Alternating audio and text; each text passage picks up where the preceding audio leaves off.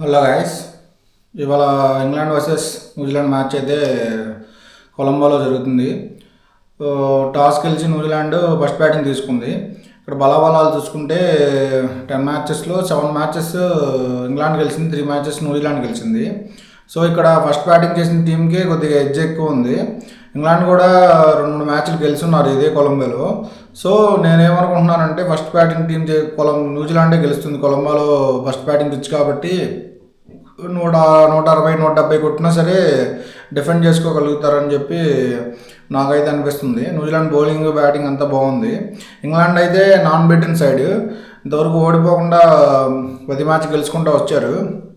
So ఏదేమైనా సరే పోటీ తగ్గ ఉంటుంది, కానీ న్యూజిలాండ్ గెలిచి సెమీస్ అసలు సజీవంగా క్వాలిఫై అయిపోతారు.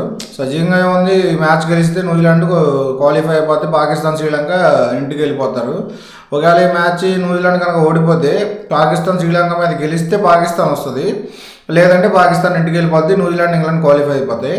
సో నా అనాలిసిస్ ఇది. సో గాయస్, కొంచెం ఛానల్ సబ్స్క్రైబ్ చేయండి guys, please subscribe. And me support నాకు కావాలి guys. Thank you for watching.